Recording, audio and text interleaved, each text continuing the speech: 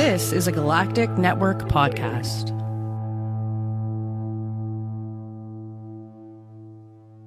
The Podcast of Terror is a great podcast. It's covering movies that are not for children, and thus this podcast is not for children. The hosts are two adults who will use bad words from time to time. They'll also spoil movies if that's not your thing. So if you don't like spoilers and you don't want to hear some dirty language or some dirty references to dirty parts of your body, then please, please, please wash your body parts better and do not listen to this show. If you can handle it, and I hope you can because there's a great podcast coming up, then please proceed with Podcast of Terror. Burn and fire, burn the fire. Burn and fire, burn the fire. Welcome to episode 138 of the Podcast Terror production of the Galactic Network. I'm your host, Matt Stein. Corey is moved in. I think he found his computer now. So we got that going for us. Broke his computer desk because, I don't know, he got a little too aggressive with it. May have lipped off. Not even sure. But for more on this podcast, including show notes, content information, and subscription links, go to gncast.com/pot. I may have said that. Very sleepy. Very sleepy. Nathan Forcey is going to be joining me here shortly. He and I did rounds and breakdowns for a while. We're in talks of doing another podcast, and I don't know, he's a big beef boy. He's a singer, the vocalist of my band, John the Lifeguard. We're going to be talking about Turbo Kid. Should be a good time. So we switched to our winter sheets. So normally we just have like a thin comforter and then a sheet. And Are stuff. we on now? Yeah, we're on. This is. And you're going to talk about this to start it out? Yeah, whatever. I don't really care. Beautiful. So you switched to your comforter because you sweat a lot? We switched to our winter comforter because there was one night. We had like freeze warnings up here. I mean, you're. Wow. Yeah. So I mean, Already? Yeah, 120 miles. We had snow the other night. Wednesday night it snowed. Get out of here. Yeah, it melted by Thursday morning, but today's Wednesday. Sunday? I don't even fucking know what day it is anymore. It's Wednesday. yeah, I know. But yeah, so I switched to our like winter comforter because we slept with like two blankets on our bed one night. I'm like, I think it's probably about time. I don't think it's gonna get much warmer. So I normally sleep in like shorts and no shirts. I've been sleeping in sweatpants and no shirt, and I wake up sweaty. So now I'm gonna try shorts. So I'm a little cold right now, but I'm also a little drunk because it took a little longer to get you set up than planned. Not complaining. I have no problem being drunk. Complain all you want. I deserve it. Whatever. Do you can you sleep? Do you sleep with socks on? No. But it's winter? No. Can't do it? Can't do it. Dude, I'm in a fucking dilemma, man. I get in the same dilemma every why are you laughing so hard? Because it's just a really funny conversation that we're having. I've never had a conversation about sleeping with socks on with you in the fucking 12 years that we've been friends. So yeah, I was gonna say people that don't know me and Matt go back way far because they don't know. They know you. They don't know who the hell I am. So not yet. We'll we get go there back after way this far, socks conversation. What's that? I said we'll get to who you are after the socks conversation. Yeah. So I should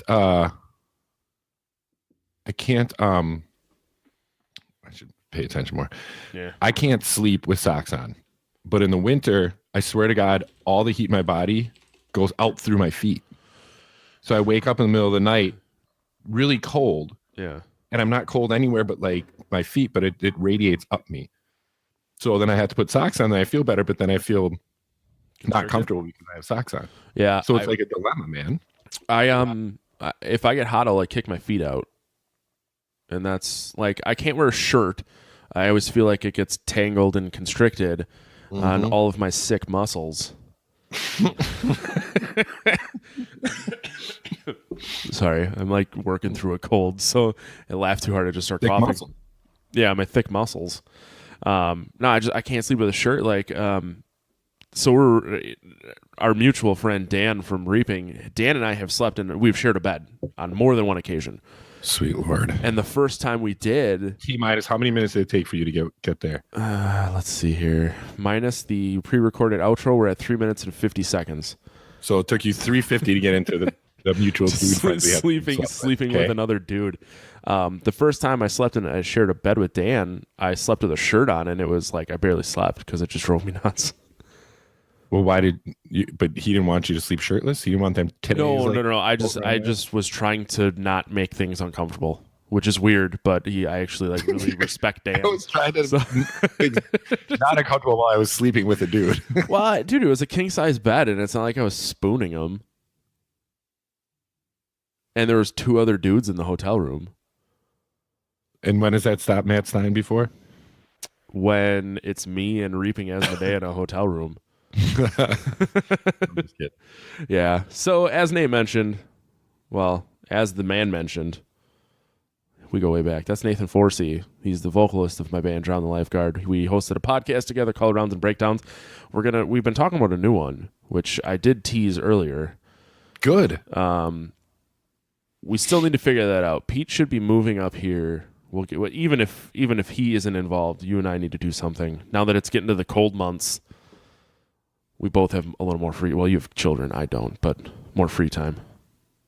Yeah, but I'm a single parent, so I have the every other day I'm a great dad, and then every other day I drown myself in alcohol. So oh my god, I can just do it every other day. Whew. So What's that? I'm getting to that. So I was in Nashville last week, and I flew home with a case of beer in my luggage. And this is one of them. It's called Mai Tai Mood Ring. It's cherry, tangerine, lime, and almond double IPA. Is it real fruity? It is, but this is like my 3rd beer. So the 2 that I had a strawberry shortcake or strawberry upside down cake IPA, which was fucking amazing. Like I will share one. I will save one to share with you. Beautiful. And then I had like a straight IPA from Drecker, which I was trying to save because I'm trying to get Drecker to sponsor the show because I befriended 2 of them and they love our band. So I'm like, you should sponsor my podcast. Are those the ladies you're talking about? Yeah. Okay. I actually sent Chrissy a picture before we recorded of it, and she's a sweetheart. She was nice enough to wear our shirt to an event they had, take a picture next to their sign. I saw that. Yeah, I was really happy. That's A coworker of mine's like, I was the one that told you about it. And I'm like, fact, I told you to go there. You fucking punk bitch. And it's a thing that anybody can go to in the public, right? Not only that, and I said, regardless of if you told me that it was a brewery or not, I was the one that made friends that worked there, not you. Did you guys fist fight? No, because I'm pretty sure I could wreck him. His son's name is Sean. A reason to fist fight then. Oh. You don't want to take fights that you're going to get wrecked in, right? No, that's a really good point. He smokes like a fucking chimney, and his son's name is Sean, but it's spelled Cyan. Like the color cyan. I was going to say cyan. Yeah. All he does is talk about his kids wrestling. And I'm like, cool, I can bench 315. What can your kid do? Wrestle you? Yeah, but I could probably just break him in half. Right, and you shouldn't wrestle with children. No. He's in college now. He's 18. I can fight him. Then. Yeah. I could Then you probably wouldn't want to fuck with him. Wrestling's the best base to have, man. No, I completely agree. I thought about wrestling in high school for the pure fact of like the overall fitness aspect, and then I ate Funyuns instead. They say that 80% of street fights end up at some point on the ground. I don't. That doesn't surprise me one bit. But you have a lot of, I would assume, torque. I've cultivated a lot of mass in my day. You got a lot of low end strength from the type of weightlifting that you do and stuff like that. Well, not only that, but my background of Your soccer core is probably insane. Yeah, once you get through all the fatty goodness. But you figure because I have a super solid squat, which I'm really proud of. I almost pooped my pants trying to squat 550 one time. Have you ever? No, I almost pooped my pants. I've heard of that though. I started farting when I got into the hole, and I laughed, and I couldn't get out. So my max squat's to like 540, which is still really good. Like I'm not upset about it. My deadlift is fucked because I started losing weight, which sucks. It's like, hey, I'm going to lose weight. And by the way, you have to redo your deadlifting. Well, when you lose weight, you can't lose weight and gain muscle at the same time. Right. If you lose weight, fat weight, you're going to lose muscle. Right. It was, I think we determined the fact that I was able to use a lot of like my fat weight to pull. So when I started to lose a lot of it, it was like my body was no longer able to compensate for my weaknesses. So I was forced to figure out how to fix it and fix it. Whatever, learning experience. And now I'm scared to deadlift because I don't want to hurt my back. Although Dude, fun back- story that I'm back- going to tell you while we're recording a podcast because it's nothing serious. Last week I was benching, and I was benching 315, and I was trying to go for a second rep, and I felt like something in my shoulder pop. Uh-oh. And then I got home and I couldn't physically lift my own arm. I had to lift my arm with my other hand. That's not good. No, and now it's fine. Like I played my drums before and it You wasn't think a it was big a deal. nerve thing? Or I don't know if it was maybe like I fucked up a muscle in the front or the back and it just kind of was pulling funny and it just created some hot, like a hot spot. But I worked it out and rubbed creams on it. Some of that CBD cream that I gave you. That shit's amazing. yeah, I've used it on my shoulder. Yeah. So I just kind of worked on it and within like a couple days it was fine. But I was concerned because we have a show this Friday. I mean, now that so this episode, we're recording it Wednesday, later than normal. Not a big deal. It'll come out as soon as I'm done. It's no one's fault. But sort of my fault. No, but it was like I told you, man, I haven't been feeling the greatest. I went to Metallica last night, so it's like we both had shit going on. You're the birthday boy or girl. So you had shit to do. It's part of life. But It was a crazy weekend. This weekend will be a crazy weekend. It's good to have things to do, though, right? I agree. I'm looking forward to, and unfortunately, I had to bail on Nate. We were supposed to go to Iowa together to visit some friends. I've been gone so much for work and life in general that my wife it was my decision too. I probably could have still gone, but hell, have no fear like a woman scorned for Sega. But we still have a show on Friday, so. I'm still going to Iowa this weekend. and I would not. I would have felt bad if you were like, well, I'm not going to go now. But No. I'm taking her to see the new Halloween movie, which I'm excited for. She's excited for. Does she like this kind of stuff? She does. A lot of times she watches the movies with me. I think she gave up through Turbo Kid about 3/4 of the way through. She's like, this is fucking stupid. Oh, yeah. She doesn't like the nonsensical violence, and like she doesn't really care for action movies, but she does like horror movies. See, the nonsensical violence doesn't bother me as much. I don't like twitchy shit. I don't think that she was like, it doesn't bother her. She's just like, this is stupid. Well, it's not a scary movie, really. No, not at all. You know, I didn't, and then when we had discussed, I don't think it was meant to be scary to begin with. No. But based on the gore, I'm like, it could probably be a horror movie. Oh, for sure, it's a horror movie. It's a horror movie, but it's not it's not a jump scare kind of horror movie. It's just a different kind of horror movie. Right. But I would absolutely say that it's a horror movie because of the gore. Yeah, and this came up because a coworker of mine was talking about it, and I just overheard him, and he's like, it's Mad Max with kids and BMX bikes. I'm like, total Mad Max. Sign me up. It's a Mad Max ripoff almost to a fault with the water, but then they bring in kids and the whole turbo gasoline and whatever. But yeah, I don't mind. Well, yeah, we can get into that. What the fuck are we talking about? Let's get back to like catch up time. Let's make people around the world listen to you and I catch up. Metallica, how was it? Oh yeah. It was what the fuck were we talking? It was good. It was much better than. Sorry, I finally opened the chat and someone's just giving me shit about timing. But it's just Eirka. She's a fucking asshole. Fuck Eirka. Fuck you, Eirka. I forgot.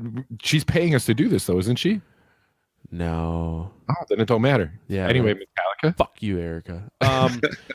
Dude, have you been in Fiserv yet? So for those unaware, Fiserv is the new Bucks arena that they just built in Milwaukee, and it just opened like a couple weeks ago, right? Like the Bucks season just started. Yeah. Bucks played tonight. They won. No. They played. I'm sorry. They were away tonight. Foo Fighters are there tonight. Right. Metallica was last night. And that's what you're at. Yeah. Dude, that place is amazing. Yeah, it's a beautiful venue. Ken and I, our bass player Ken and I went, and we sat outside of like our section and watched the Brewer game. Brewers are in the playoffs until Metallica plays AC/DC's Long Way to the Top. After that, they play their Ecstasy of Gold, and then they come in. That's just what they've been doing. They did it at Madison, so I told Ken. So you're talking about just like the background intro thing before they come on stage. Yep, they just play the house music, and I think that's everyone's warning and the crew that it's about to go I thought down. you meant they were covering it. No, because you never know with them now. That's a good point. It's a very good point. So I'm like, let's just sit there. wait for that song to come on. Song came on. We went to our seats and fucking Ecstasy of Gold started. And it was, I mean, you saw the picture. There's not a fucking bad seat in that place. No. And it sounds amazing. It's not that big, though.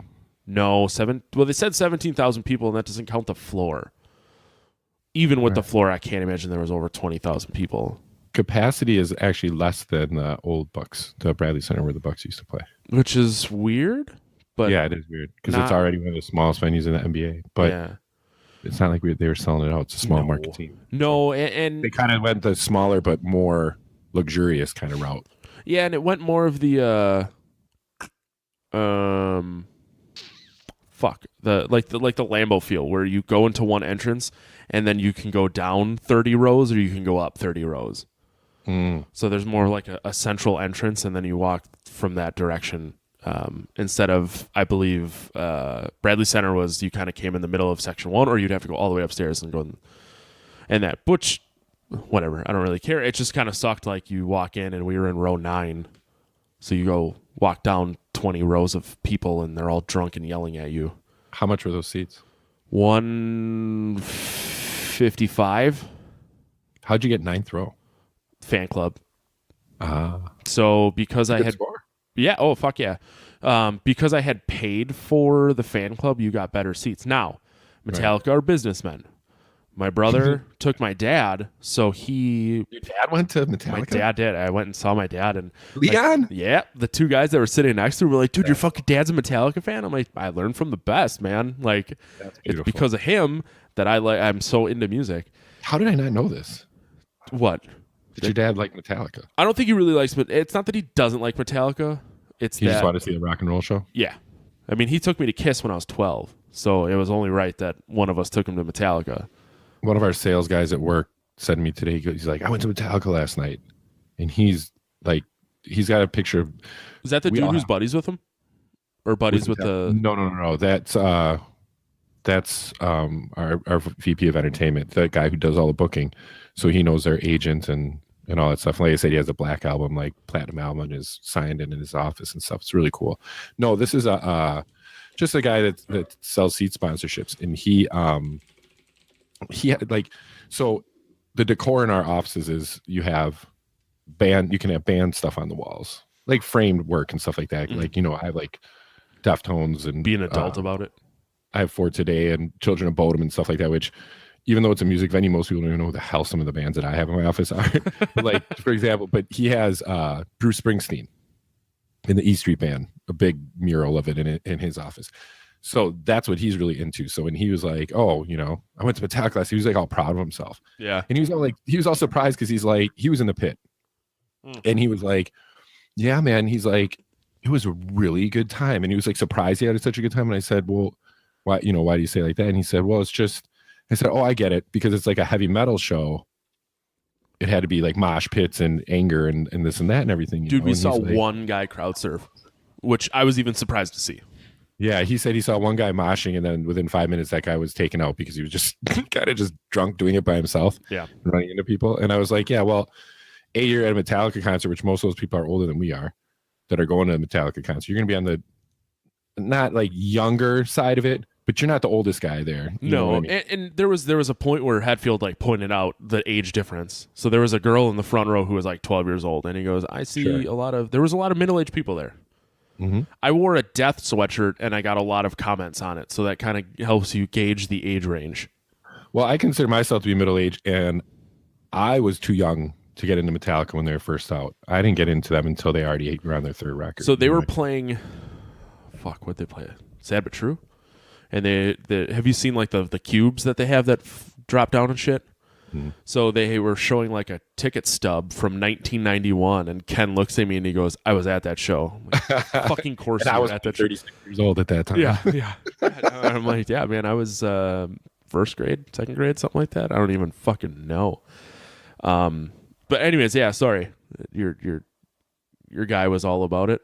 Yeah, that's it. He was just all about it. I was just surprised that he went, and he just kind of said, I think he just felt really cool and really wanted to share it with me because he knows I was in that kind of stuff. And I said, what's great about heavy metal is that when you go to the shows and stuff like that, there's a community. Yep.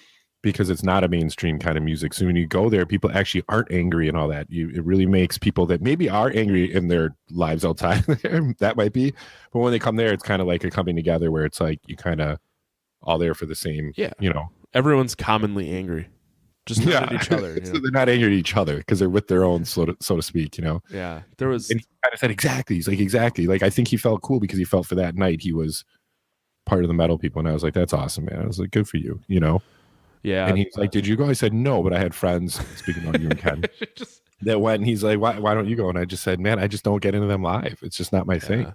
And it's not a cheap show. And it's, but it's not a lack of respect. I absolutely respect it. But like, what we've talked about before with Lars and, the same stuff that people say. Yeah. I don't hate them for it. They're older. It is what it is, But so I talked to my dad briefly this morning about it, and he was just kind of asking. He goes, "Man," he goes, "They'd never slowed down." And I'm like, "Well, yeah." And I actually I emailed him 2 videos, and I said, "Watch Battery played in 1989 and Battery played in 2018." And I said, "Lars is playing about a third of the bass drum strokes, and no one like Kirk and James can't not play what they wrote."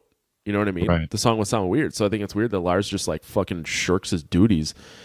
Lars does. I think the guitars and the bass and everything sound, because I watched some of last night's show online and I've seen it before online and stuff like that and the recent stuff because I'm interested. Yeah.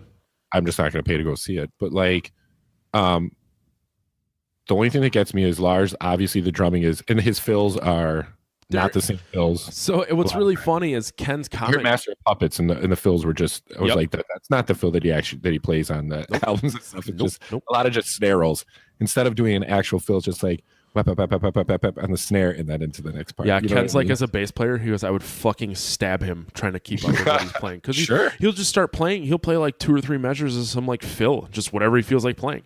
Right, it's in the middle of like a verse part. Yeah, and my biggest response to that is like, dude, I haven't played Master of Puppets for 30 years, 300 times a year. I don't know how bored he is playing that song, but at the end of the day, I paid $160 to see you dance, monkey. Yeah, so you're rich because of this. So I don't feel. Well, you that and I had that discussion. We figured there got to be at least each of them taking home $250,000 a night, even if they're only playing 50 shows a year this year. That's still fucking $12 million. And there's a satisfaction of playing in front of all these people who are worshiping you. You know what I mean? So there's a rush to that that you don't get anywhere else. We know that. You and I know that, but we play for 6 people. Yeah. And our friends and girlfriends. We've played for hundreds before too. And when you do, it's a rush, man. So imagine playing for thousands, it's all proportional. Yeah. And the other thing that I didn't, just not to slag on Metallica, but just, Oh, I love Metallica. I'm not ragging on anything. I'm just, I do too. Just call it like we see it. Yeah.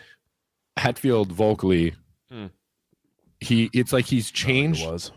It's the same thing like you're saying, because you're saying, you see things as a drummer, with that kind of stuff. Where you're like, okay, look at 88 and look at now, and it's the same song, but it's not the same song. Hetfield has 2018 Hetfield vocalized his 1988 songs too, where it's like Master of Puppets. There's so many more. Yeah, come on, ha ha ha. When I hear him laugh, he laughs constantly during the songs. And that kind of freaked me out. Like every time there's some kind of break, he's like, and then they play a part and stuff. And I was just like, man, that laugh wasn't in the original version. I know he's trying to get the crowd up and everything like that. Yeah. There's too many of those, the little cliche Hetfieldisms that he's adding. And he didn't used to do that stuff back then. That's more of a more modern Hetfield thing of doing, like load forward kind of thing.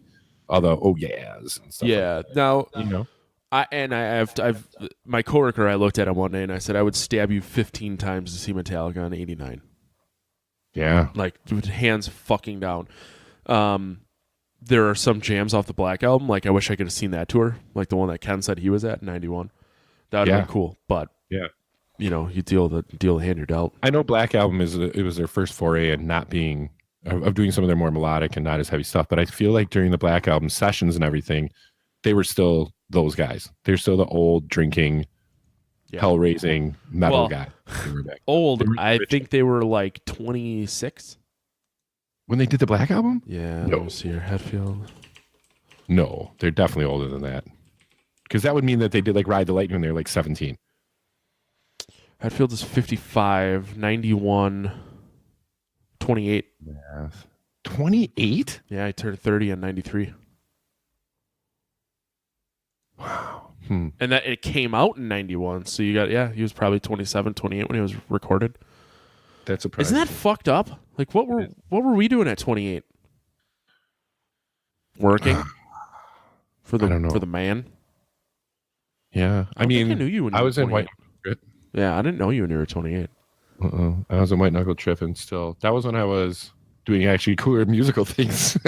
That's when we were like traveling, touring, and stuff like that. Yeah. So yeah, that was good times. Those are the days. No, these are the days. Why? I don't think that way, man. Days of I think it was great for when it was, and this is great for when it is now. You know. Oh God, I'm not upset.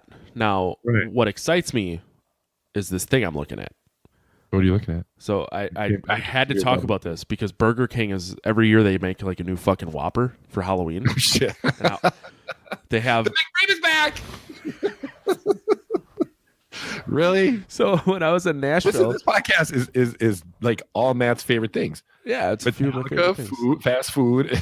We're talking about Normally now. Corey brings up fast food. He's not here yet, so someone's got to cover that. But speaking of McRibs, so Quick Trip, which is a local gas station, you can get a rib sando there all the time, and you can just make a McRib out of that shit. Say that again. So Quick Trips, the gas station has. they have rib sandwiches. Okay. You just walk over to that little produce section they got, throw some fucking pickles and onions on there. You got to McRib. But it doesn't have the signature sauce of the McRib, I would think, right? I have no idea. I have not eaten a McRib in a long time, and I don't care to do that to myself. But you'll eat a Quick Trip McRib. Like that's any better. I have eaten a Quick Trip McRib. That is not my go-to there. They have different sandwiches that I might venture to first. No. Where I was going with that is I met someone who works for Quick Trip Corporate, and I was just like telling her how much I loved her place, and I'm pretty sure she thought I was just a weird fat guy from How much you Wisconsin. love our place and appreciate their McRib, their version of the You McRib. got a killer rib, Sando girl. So where I'm going with this is Burger King has made a new Nightmare Whopper that comes out this year. It's got a green bun. Last year was Nightmare Whopper? yeah. So Well, last it's year, a Halloween thing. yeah, last year they had the black bun, made you shit purple. That's right. I mean, I never True. had one, but I remember seeing the commercials. I field tested that motherfucker, and it did. And shit was black? Shit was purple. Purple. Purple, yeah, because of the dye that they used in the bun made it purple. So this year they have the Nightmare Whopper with a green bun. No one said if it makes your poop green yet, but it's like a Whopper with a chicken sandwich, so it's healthy. You know, they put a fried chicken patty on there, so it's healthy. Fried chicken's not healthy. No, God, You know no, that. not at all. 100%. I'm not that Okay, dumb. you just called it healthy. No, I It's know. not a It was a there. joke. It was a joke. So they're saying that whatever they put in this bun is supposed to increase your chance to have nightmares. Get out of I here. shit you not. It's So is it like nootropics in there? that's my thought is that they just put a bunch of nootropics in it and because they're saying like this will give you a nightmare and they give you nootropics, your body's just like we're gonna produce a fucking nightmare tonight. But Whether or not that's nootropics true. don't necessarily make a nightmare. It just makes you dream more lucidly. Right, but I believe if you go into it, it's like doing mushrooms. If you go into the trip assuming you're gonna have a bad time, you're probably gonna have a bad time. A lot of times that's true. Yeah. But they would have to put some disclaimer saying, "Hey, there's this chemical in there," if that's true. So It doesn't. So it says according they're to gonna eat that. according It's to not like it's an NC-17 sandwich. just But for real, just a right? Because you know what? dick I in wouldn't it. want my kid, my No. 10-year-old, eating, nootropics from Burger King. I Like, agree. All it says is that it says, oh my God, there's so much science. Burger King teamed up with a sleep and diagnostic service. You're shitting me. This actually says that on their site? Yep. For 10 nights with 100 participants, I've been drinking, who ate the Nightmare King before they went to bed, researchers tracked different behaviors from snoozing subjects, including their heart rate, brain activity, breath, to determine whether they had vivid dreams. According to the studies, Burger King did this. According to previous studies, 4% of the population experiences nightmares in any given night. Blah, blah, blah. blah. 4%. 4%. So 96% of you won't feel shit. But after eating the Nightmare But if King, you have 100 people that had a Burger King Whopper of any sort before going to bed, I would say wouldn't 4% have a nightmare regardless? but Just because, you know what I mean? Just because of the unhealthiness in their body? you're not wrong. No, but for real, right? But after eating the Nightmare King, the data obtained from the study indicated that the incidence of nightmares increased by 3.5 times. It's the fried chicken they put on there that ruins your fucking guts. So yeah, so you agree. It's just the fact that you're eating completely unhealthy shit before you go to bed is not going to make your brain function probably the most positive way when you're going to sleep. I mean, I don't disagree with that, but maybe they shouldn't have fed him a Nightmare King like 20 minutes before you go to sleep. Does it say that? True. I don't think you should. I think any sandwich from Burger King 20 minutes before you go to sleep is a Nightmare King. You're not wrong. I mean, I ate a spicy chicken yesterday on the way to the show. That motherfucker was amazing, but I did not feel good after I ate it. So that's a spicy nightmare then. But then you didn't. Yeah, but you didn't go to bed right away. No. I just don't think that if they are putting something in there, they would have to tell you what that is. Yeah, I think it is 100%. I think it's a mind fuck. And Yeah. I think the human brain, So it's placebo, you're kind of saying. yeah, the human brain is strong enough that if you were like, hey man, we're going to give you this sandwich, it's called the Nightmare King, it's supposed to give you nightmares. That a lot of people would be like, oh my God, I'm going to have a nightmare after I eat this. They eat it and then they just have a nightmare. Right. I just think a lot of people are influenced easily by that. And that's how it works. I plan on eating one. If this thing comes out by me, I will eat it. Because I love weird shit and I love food and Right. no. I'd be curious, but yeah, I don't know. I'm not going to eat it and be like, oh my God, I'm going to have a nightmare now. Yeah. I have nightmares every day. It's called going to work. Oh, there That's you go, just man. adult shit. That was daddy right there. That was very much dad humor. Once a year, I have the worst nightmare ever. It's called paying my taxes.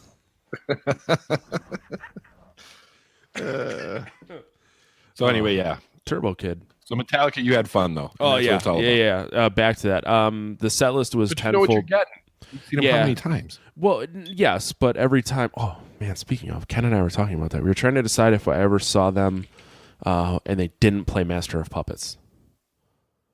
And thankfully, because Metallica records and releases every one of their shows, I have all of the audio. So we're gonna go through all the audio from the last. Yeah, we're just gonna listen to 7 Metallica shows that I've been to that I Cool. don't have on my computer anymore because I don't save music. God damn it. Anyways, yeah, because we were talking about like what songs do you think they have played at every show ever since it's been released? I go with Enter Sandman and Nothing Else Matters. Enter Sandman for sure. Yeah. I almost won. Do you think I would every say- show? No, because I think in recent shows they haven't played one. Really? I'm gonna look at some. That's like their songs first like real hit, right? And one of their best songs they've ever written. here. Oh, it's a great song. I think a lot of people would say that. I'm just looking at a couple of the But that's got a lot of fast drums in it. Although all of which he Justice plays Power- like fucking wet noodles now. That's what I'm saying. So Oh, maybe they do play one at every show. mm, I'm not. Well, I just looked at like the past like 4 shows. I don't even know why I did that thing. Mm. I was right. Mm. I am right. Oh man, maybe they did. It looks like they played one in Master of Puppets, Nuts to Butts. The past. You gotta 8 remember, I feel a shows. little weird right now because I watched Turbo Kid right before this podcast. So that was like my last Watched thing. almost a week ago. Did you? I watched it and drank beers through it, ate organic protein pizza. Ooh, an orgasmic protein pizza. Yeah. No, it wasn't orgasmic. Oh, It's like fake pizza. Like they have these, it's good, but they have these like pepperonis on there, but they're not pepperonis. They're like tofu pepperonis. ugh. Yeah, so it looks like a pepperoni, only it's gray. It's not. What it's the like they're fuck? trying. I know, like when you put it in the oven, they look like pepperonis. Like it's a frozen pizza, but it's like a organic pizza, and it's like it looks like a Supreme pizza. Okay. Only a little smaller. And it has like organic crust and shit like that. And it's like all like protein, organic protein and shit. So like you when you put it in there, you look at it, as a frozen pizza, you kind of go, oh, this looks like a fucking, regular, I can't believe it's not delivery DiGiorno or some shit like that. You put it in and like, so you're kind of pumped, you sit down, you might be stoned, you might be any of those kind of things. So you're really getting ready for your fucking pizza, Yeah. And then you go to the oven and get it out when it dings and it's ready while you're watching Turbo King. Turbo Kid. Yeah. Same thing. And the pepperonis are now smaller and gray.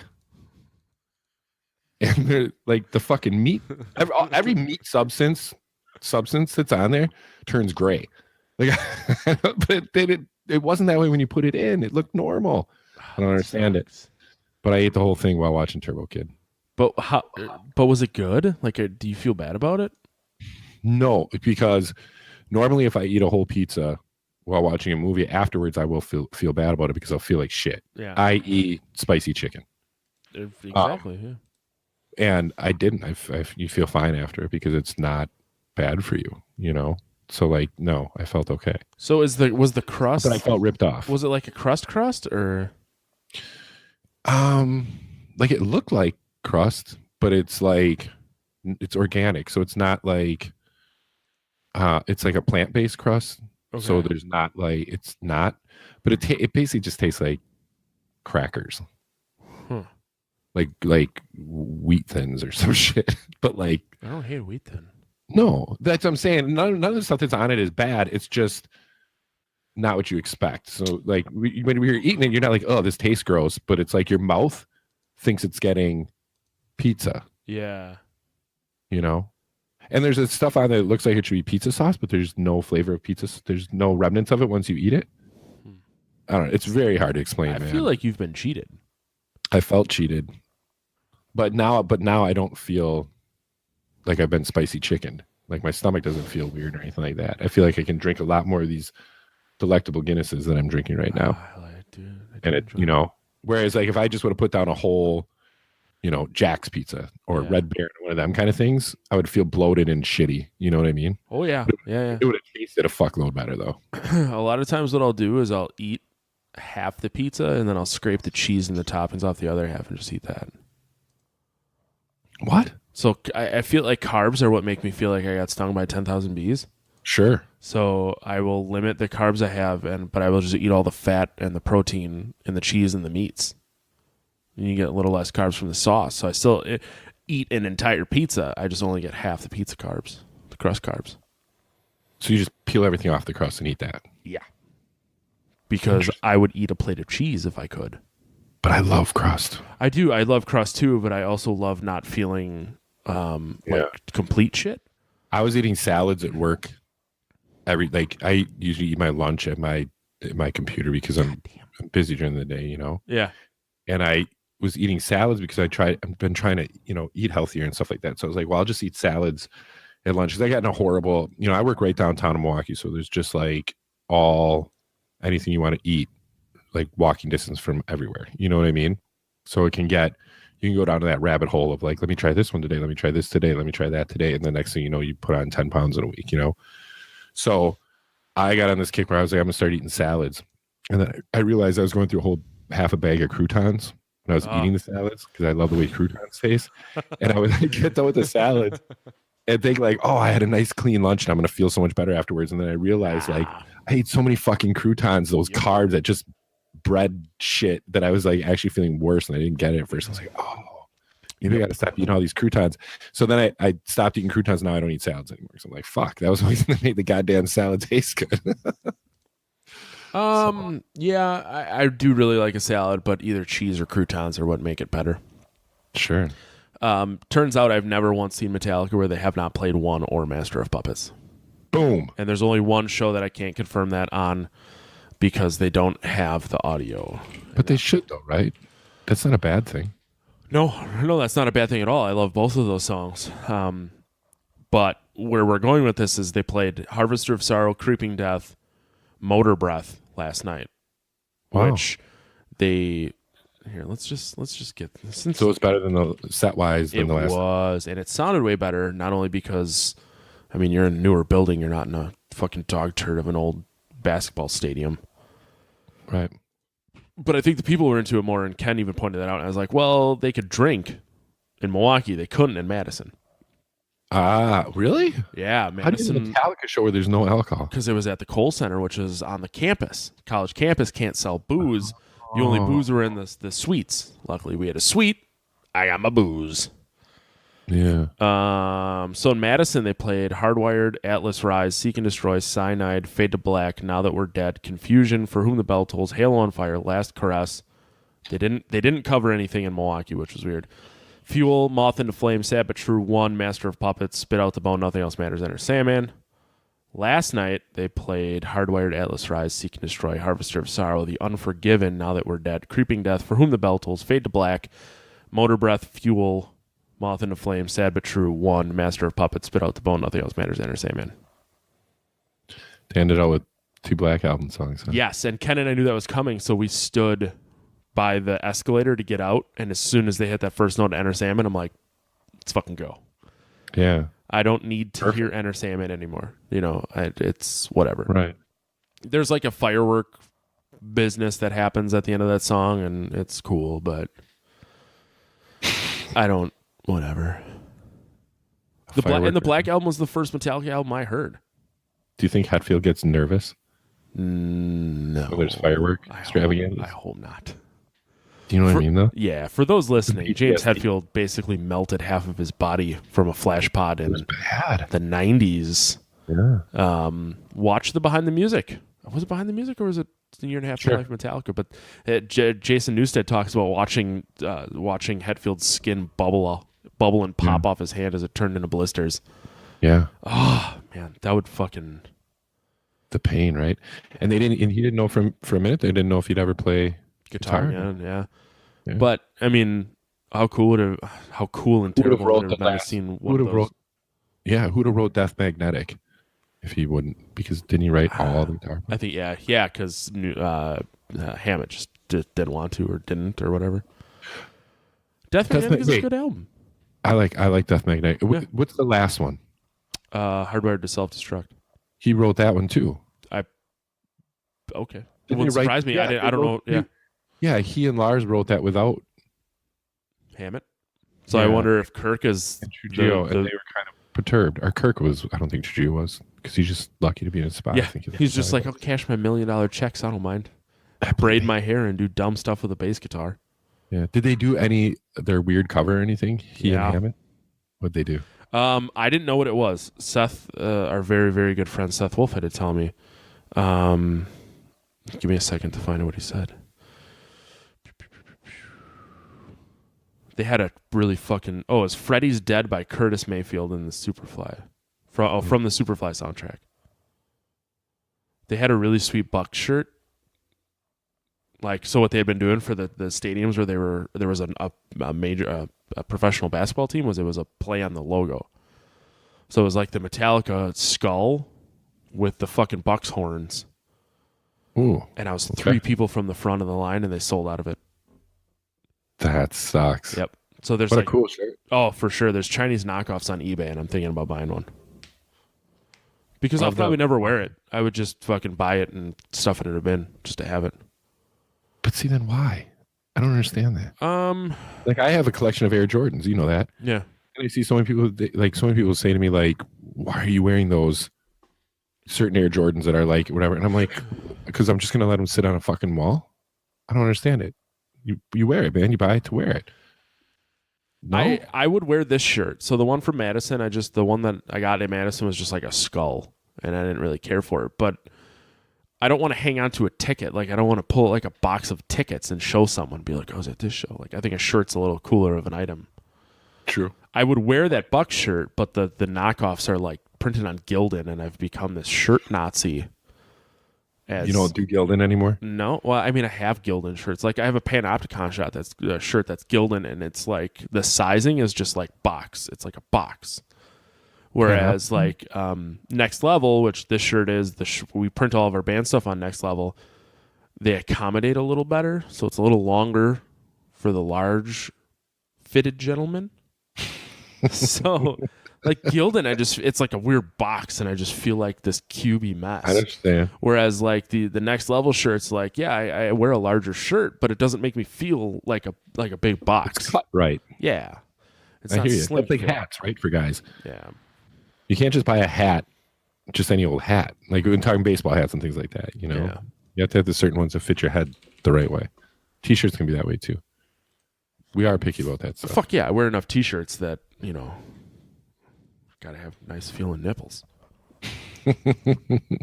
Now, does Gildan give you the softness in the nipple area that you need? I mean, the Gildan shirt it's not uncomfortable. It's more of the cut that I have the problem with. Sure. But now that my nipples have known next level, I just They're on the next they're level. screaming for next level nipple comfort.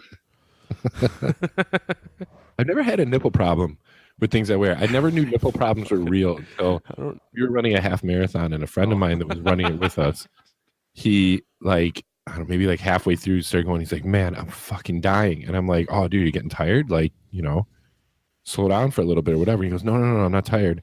He's like, I'm getting nipple chafe up from my shirt like really bad. Do you not And watch The Office? What's that? Do you watch The Office? I don't. I mean, obviously I've seen it and stuff like that, but I'm not. Yeah, there was an episode where they ran like a 5K or something, and Michael Scott like had to, or maybe it was Andy, put Band-Aids on his nipples, and they still bled at the end. Yeah. Well, he would have loved to have Band-Aids because, yeah, he was just dying. Well, I knew that was a thing from our friend. I don't want to say his name. I don't want to out him, but he runs marathons. Out him. Who are you talking about? You know who it is. It's the brother of the guy who comes to every one of our shows. Oh, Jake. God dang it, Nathan. He won't know. Does he watch this? He listens. He'll probably whatever. But yeah, him Jake running can't sense marathons. nipples? He was the one that kind of told me about people putting Band-Aids on their nipples so that they don't bleed as a result of running marathons. Sure. Yeah, it's a real problem. I don't know if he has sensitive nipples. But it is a real problem. The struggle's real with people and their nipples when they run. I don't know that because I don't run. I stay I stationary. do run. My nipples have never had an issue, but like I've had, feet issues, blistering on my feet or things like that or whatever. You know what I mean? Those kind of things. You know what stops that?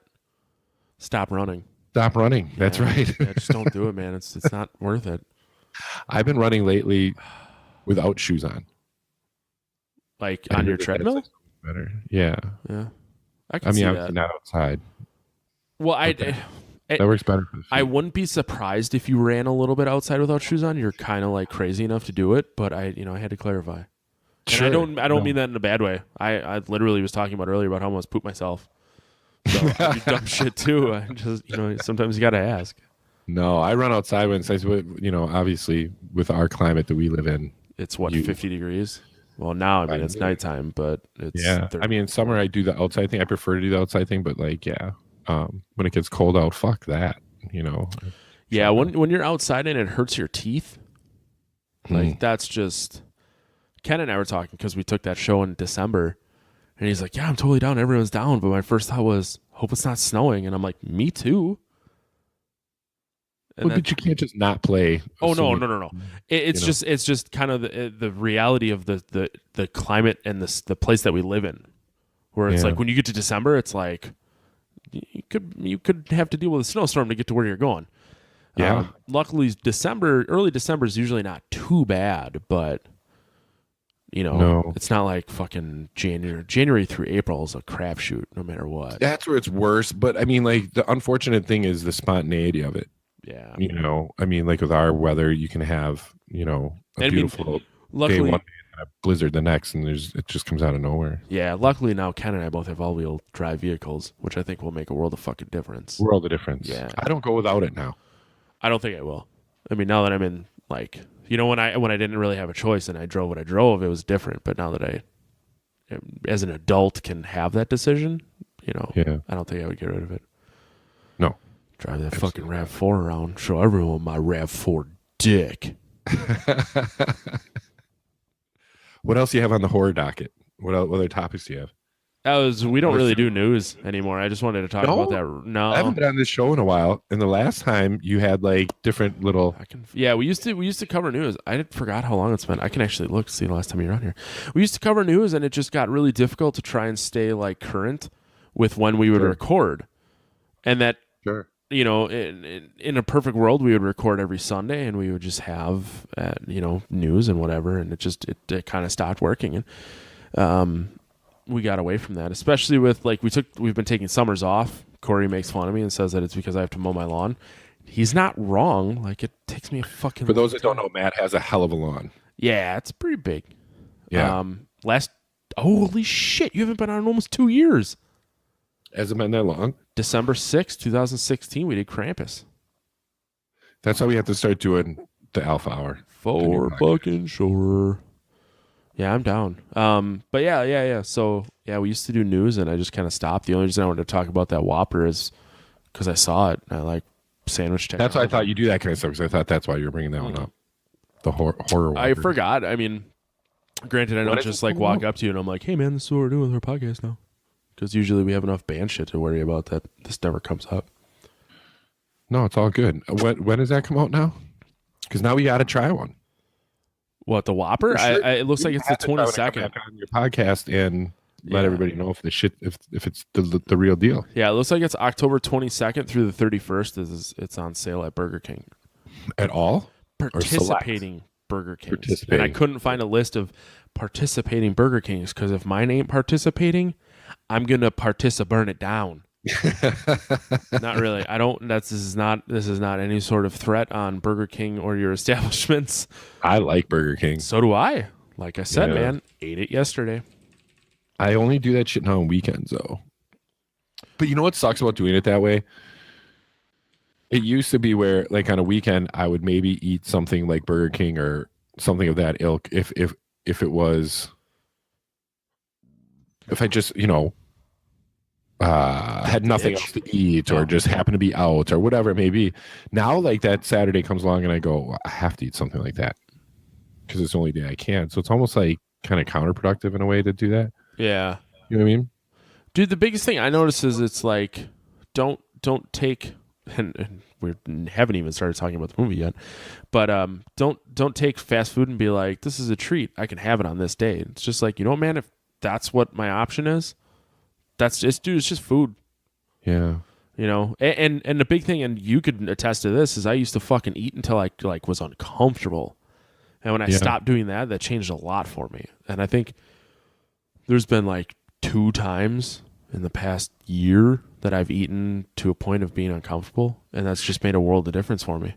Sure. They say that that's one of the biggest, like, I don't remember who I was listening to on some podcasts that they were talking about eating. They said that the first thing you should do if you want to start eating healthier, people think like, if I want to start eating healthier, I should just start eating healthier foods. Sure.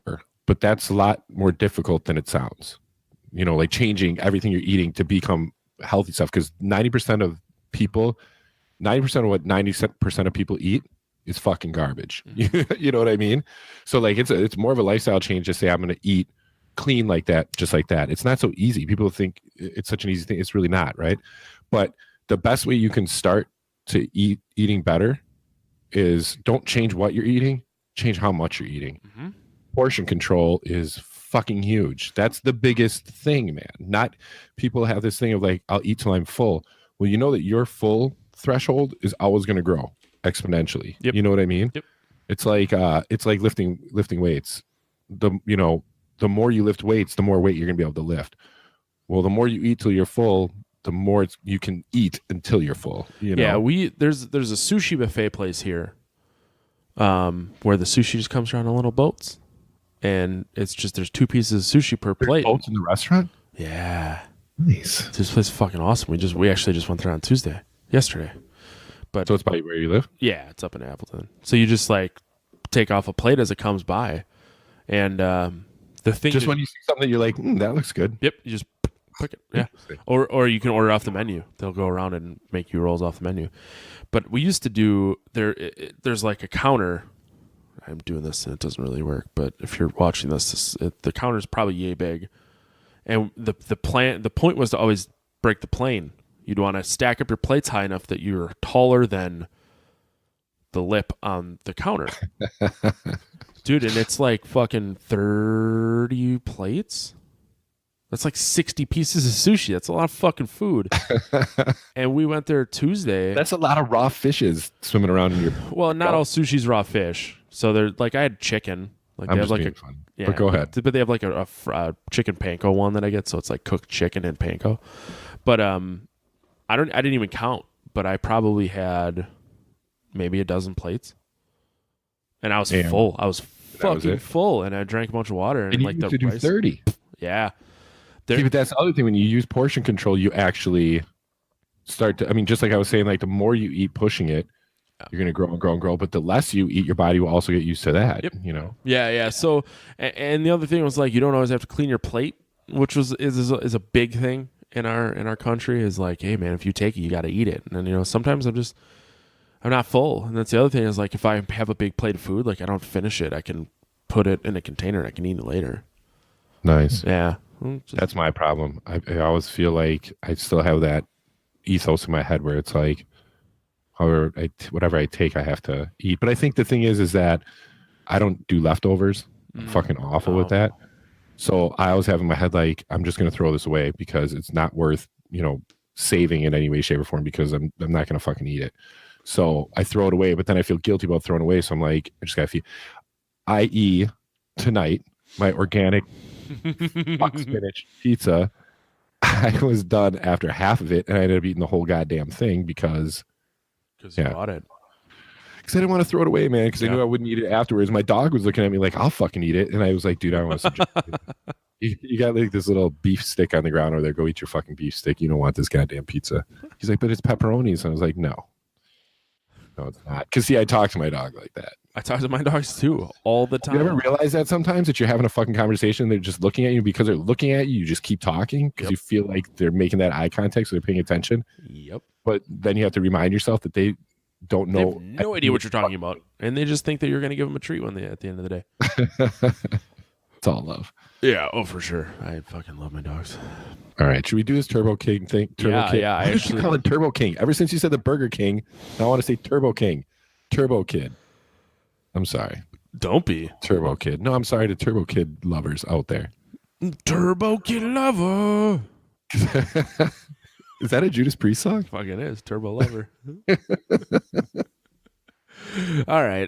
The quickest way to describe Turbo Kid is Mad Max with BMX bikes and children. And like Super Mario makes a child. A child. Yeah. Well, he's not really a child, right? Nah, my guess is he's probably like 18 to 20-ish. He wants to fuck a robot, so he's got to at least be. I'd say yeah, dude. I'd say 18, I 19. totally had a weird boner for that robot chick. Oh, me too. You know why? Because she wasn't really a robot. But yeah, totally, man. No, yeah. I looked her up and I told my Alyssa, my wife, I'm like, how old do you think she is? She's like, I don't know, like 35. I'm like 32. She's 32? Yeah. She was totally like old enough. I thought you were gonna say like she's 16, and then I was gonna be like, oh, son of a bitch. No. I wouldn't have led with that if I didn't think she was. She's 32, huh? Yeah, she's damn near my age. When this came out in 2015, she would have been like 28. So yeah, not that bad. No, 28 is fine. Yeah. It was just so this movie is such a strange concept. I didn't care about the story. I still don't care about the story. All I cared about was the gratuitous violence, and that's the whole reason that we decided on doing this movie. But we decided on doing this movie, I said, hey, Nate, do you want to watch this movie that you've never heard of that's just really gory? And that's how we got to this point.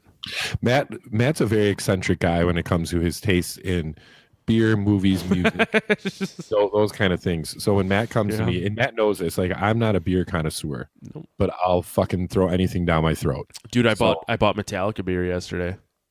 Nice. I will. Did you try it? No, I was gonna drink it, and I was like, well, I'll just wait till I see Nate. Beautiful. Well, let's see. So that's what Matt does. He'll bring like some weird beer to practice, or if I go over and see him at his house or any of that kind of stuff, and he'll always be like, he'll just put it in front of me and be like, try this. But I like to get the explanation because I'm interested in where it comes from, what it's about, and all that kind of stuff. And I have a very love-hate relationship with it, with all of it. But the good thing is, like, getting back to like my not wanting to waste things. If I don't like it, Matt puts it down. He'll drink it, I know. I was waiting to see where you're going with this because I'm like, dude, you made me fucking chug a barrel-aged barley wine last weekend. You sure did. I like did. a goddamn man. I took a drink. Another friend of ours, Ken, was there. He took a drink, and we both made the think face, like the goddamn. Because some of the beer that Matt drinks, it tastes like hard liquor. It's like turpentine, man. Yeah, it's not like a traditional beer, but some of the. So for me, it's a love hate. It's either I fucking love it and it's great and it's different because it's always different, or yeah, it's turpentine. But the good thing is then you just throw it down the garbage disposal, i.e. Matt, and so it doesn't go to waste or anything like that, which is awesome. So another one of Matt's cool eccentric tastes is music and his movies. So when he said to me, "Hey Nate," because you had said to me, you said you were gracious enough to say to me, "Hey, will you come on my podcast?" And I said, "Of course."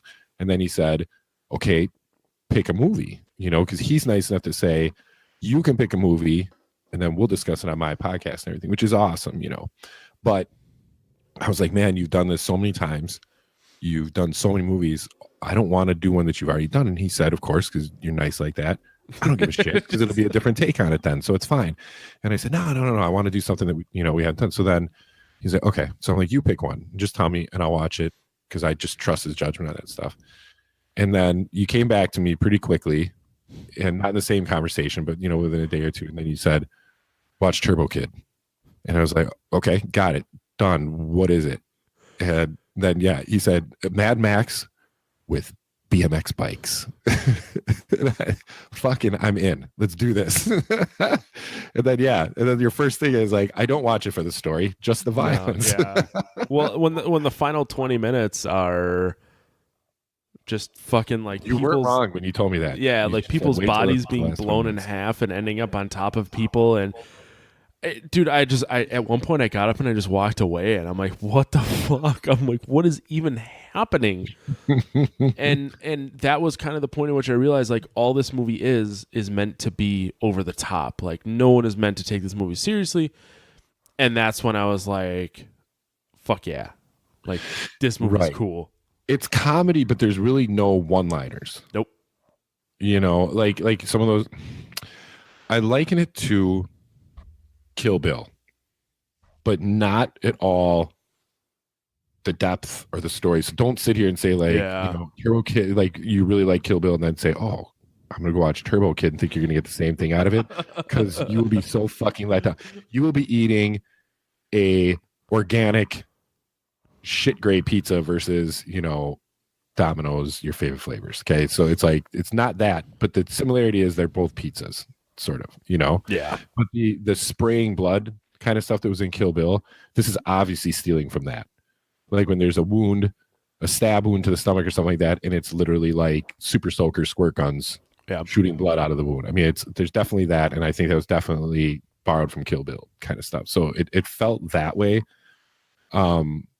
I watch stories, and when a movie first started, I loved. So, okay, and this is what I don't. So at the beginning, they say this is a movie that kind of takes. They have the little narrator kind of thing, and it says this, and they're setting up the kind of apocalyptic kind of landscape, the wasteland they call it, that they're in, and they reference it being the future, and everything's, wars torn through the world. And but then they go, it's 1997. Yeah. So the biggest thing is that it was alternate universe 1997. Oh, how did I not know this is an alternate universe? I think I only knew that because Wikipedia says in an alternate 1997. Okay, so they never really say it in no, the movie. in the movie itself they do not at all explain that. Okay, that makes a little more sense. But because so it was a future, but they had like 80s kind of gear. Like at the very beginning, he's in his little like underground bunker, the Turbo Kid, before he knows he's Turbo Kid or becomes Turbo Kid or whatever the fuck you want to call it. When he's just a normal kid, and he has like a tape deck and like a Walkman, like a tape Walkman, which I really like because it kind of brought you back to the whole 80s kind of thing. But then I'm like, okay, so obviously the world was torn apart in the 80s, and he's kind of a scavenger who kind of travels the wasteland to basically loot dead bodies. Mm-hmm. Fair? Yeah. And then he goes to some kind of, I liken it to like Star Wars, where like Han Solo and Chewbacca and whatnot would go to those like bartering places and like the bars kind of thing they would go to. He kind of goes to their version of like that kind of thing to trade in his stuff, and then he gets a Turbo Kid or Turbo, what is it called? Turbo Rider? Turbo Rider, yeah. Yeah. He gets a Turbo Rider comic book. Like that's like was like the big thing to him. So he was really into this.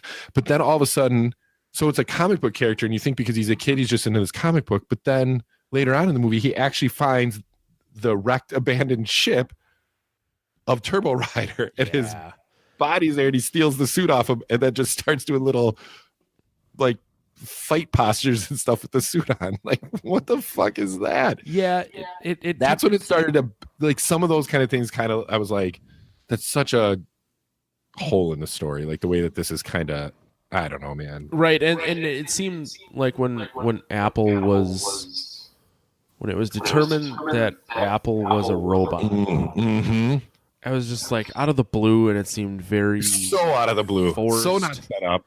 Yeah, very forced, very forced. And the thing that about that kind of was strange to me was, so there was no technology for anything else. Like they're riding fucking bikes. And like even like the Indiana Jones looking like cowboy badass guy jumps on a fucking kind of old lady bike, and they kind of like, let's ride. You know, they all pedal off on their bikes.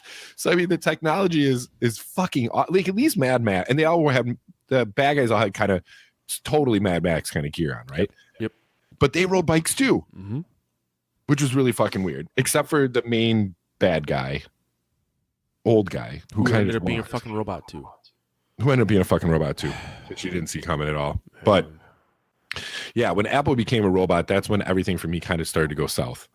Right? I felt like it was just like, it felt very much like they were writing the script and it wasn't too bad, and then all of a sudden they're like, dude, we need a twist. Let's make her a fucking robot. Yep. And then bam, she's a robot. But she had no robot mannerisms at all. And the technology then to create a robot person who literally could eat, drink, and shit, because she said when she started eating that he was like, you can eat? And she's like, oh yeah, I can eat and I can drink and everything. Well, why? Well, because if, you know, I was out with my human companion or whatever, you know, her master or whatever you'd want to say, and they don't want the friends that they're out with to know that I'm a robot, well, I have to be able to eat with them and stuff. Yep. So, what the fuck? So it seemed like a total afterthought, where it was just like, well, we're gonna make her a robot now, and how do we make it normal? Like, well, just let her eat and drink, and just say it's because she has to. Right. And then just to sew up the absurdity of the writing for the character of Apple. So at one point, is it okay that we spoiler alert? Do we spoiler alert? No, yeah, we spoiler everything. Okay. So she gets killed. You know, one thing leads to another, blah, blah, blah. You know, in a certain fight scene, she gets killed and decapitated, to be exact.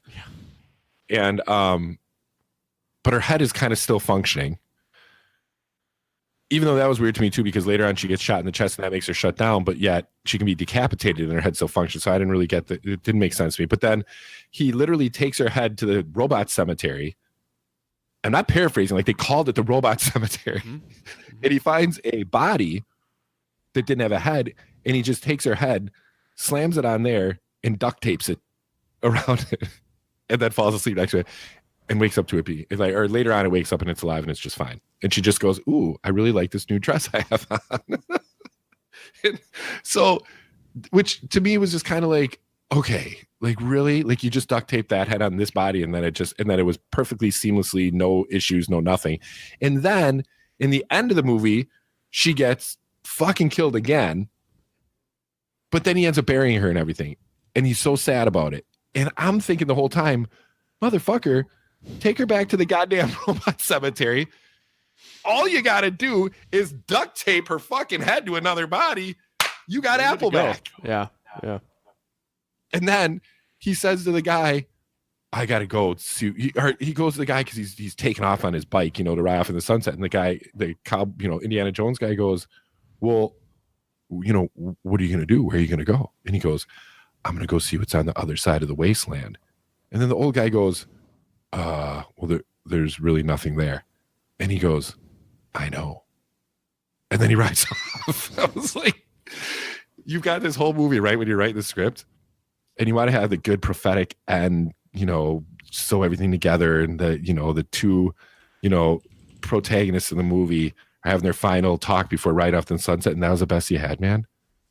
I'm going to go see what's on the other side. Well, there's nothing there. I know. And then that's it. Like, it was just, I don't know, man. I know, like you said, you're not really watching it for the story or anything like that, but. Well, at the end of the day, you're still watching a movie and you're still expecting a story. If you've invested that much time into it that you made it all the way, the movie's only 93 minutes. So it's not like, you're investing a whole lot of time, but if you made it all the way to the end, sew it up a little better than that, right? Yeah, probably ran out of money.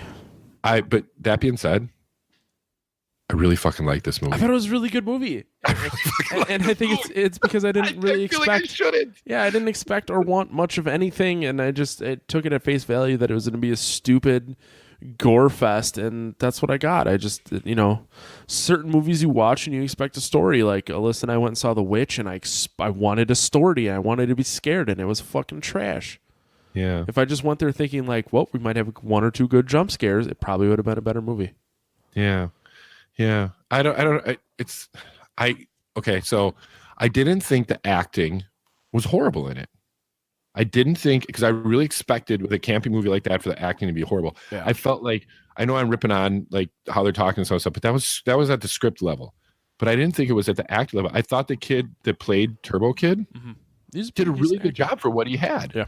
Oh, yeah. And I thought the girl that played Apple, the robot, basically his sidekick, I thought she was really good too. I didn't think it was bad at all. Script wise bad, but you can't help what you're having to say. Right. But I also thought the fight scenes were not good. The choreography of the fight scenes was not good. It was just kind of, I can agree with that. Very stab, like I'm going to stab you and then blood's going to shoot out, but that's kind of about it. There wasn't any cool, like, spinning jump kick, this or that, or anything like that, Right. It was very remedial, but yeah, tell them about the end, the part that basically you told me that you have to see, and was the laugh out loud. What the fuck is going on? So the final 20 minutes.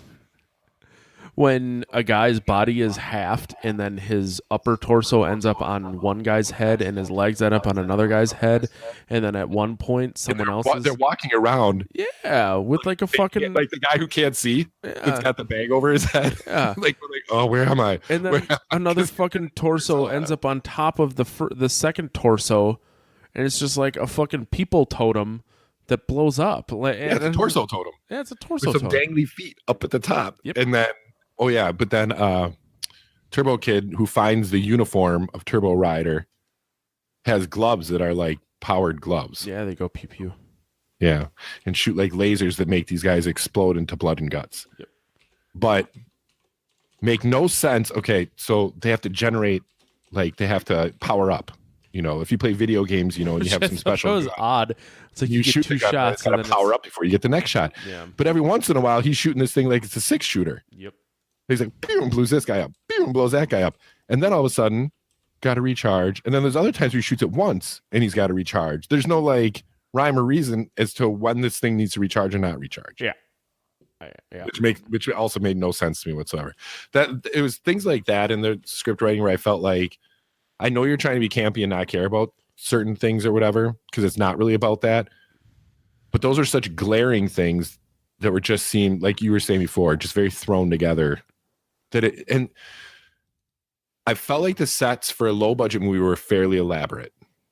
And I didn't think the special effects were horrible for a low budget movie either. Because this movie, I looked it up, grossed $50,000.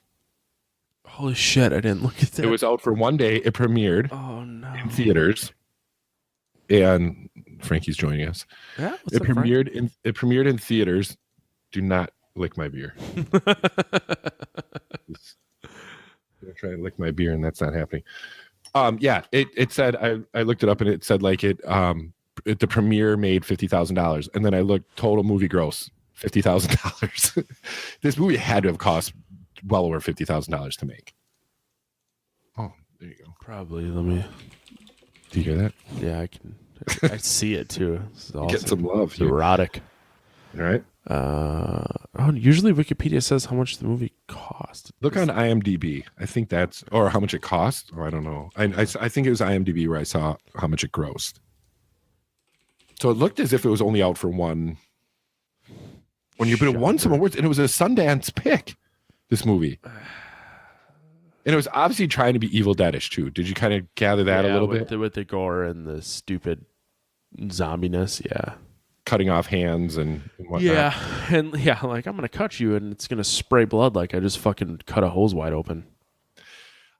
The part that I thought was excessively gory too was when, which also I didn't get why. Okay, so one of the henchmen of the bad guy knew that the main bad guy was like pissed because Turbo Kid and Indiana Jones and Apple had gotten away from their like ring of death kind of thing. Which that was another thing. How the fuck did they get out of there? Because like they were in the pool, or the pool they called it. And, like where you saw they had the sign that said "Welcome to the pool party." Yep. And then they were in the pool where they were supposed to get killed by, the henchmen, kind of like Gladiator, ancient Greece style, and they kill all the people there. And then all of a sudden Turbo Kid looks at the Indiana Jones guy and he goes, "What do we do now?" And there's still, mind you, there's still the bad guy and all the henchmen all around the pool up above. Mm-hmm. They just kill the people that are inside the pool. And the Indiana Jones guy looks at him and he goes, or after Turbo Kid says, "What do we do now?" The Indiana Jones guy looks at him and just goes, "I think we should get out of here." And then he goes over to just some random like kind of like fire escape trellis kind of stairs, and they just cut scene, and it shows them outside of this building just getting on their BMXs and just riding away. Like nobody followed them. No one gave a shit that they were fucking leaving.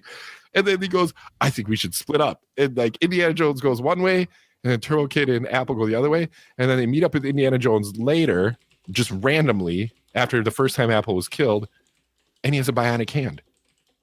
So it worked remarkably well, right? And I thought to myself, you guys can't even find water.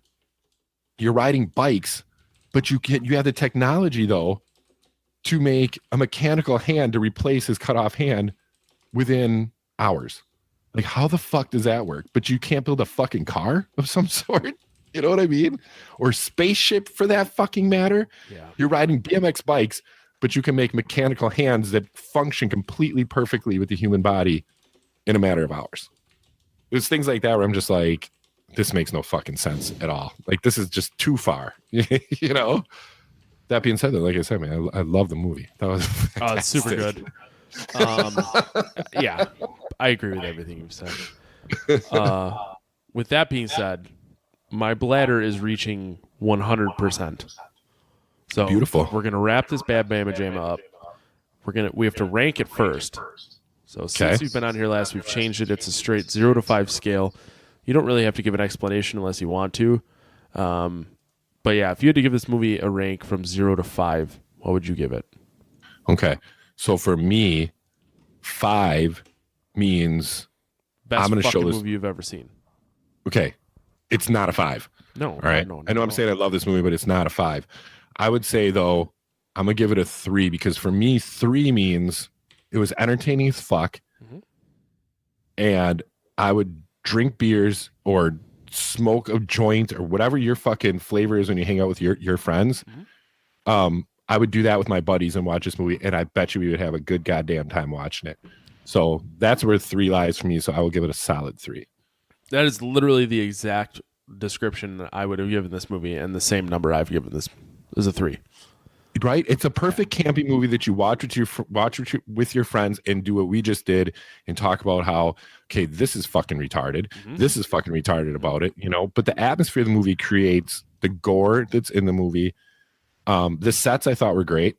Like they created a good environment for these people and everything like that. And I thought that the acting actually, for being campy and a shitty script, the acting was actually fairly decent. Yeah. I liked the characters. The characters I was supposed to like, I liked. And the characters that, were the antagonists, I didn't like. And that's, It did what it was supposed to do. It did what it was supposed to do. Yeah. Yep. Yeah. Yeah, exactly. That being said, though, by any standard of true critique of movie, it's fucking awful. It was an awful movie, man. But it was entertaining. It was. And that's exactly why we're here. Yeah. Sweet. Well, you can contact us by leaving us a voicemail at 805-328-3966. You can email us at pot@gncast.com. You can leave us a message on our website. You can follow the show on Twitter, Facebook, and Instagram at Podcast of Terror. Holy shit, am I doing? You can subscribe to this podcast via iTunes, Stitcher, Google Play, or any of your favorite podcatchers. Leave us feedback. You can go to bit.ly/potreview. Leave a review there. All subscription options and links can be found at gncast.com/subscribe. You can follow the entire Galactic Network on Facebook under the Galactic Network.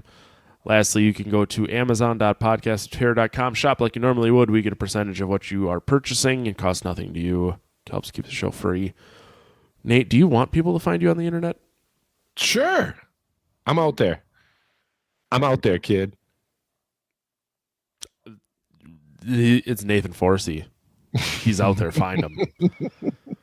Exactly. Listen and drown the lifeguard. Yeah, do that. We're pretty good. When I'm sober, I say we suck. When I'm drunk, I say we're good. Take it as you will. But yeah, you can find me on Twitter and Instagram and Untapped at Matt the Lifeguard. Next week, Eirka is coming back. Eirka Gwynn was on a couple of weeks ago. She hosts Apex in the Abyss, true crime podcast. We're going to watch Halloween H2O.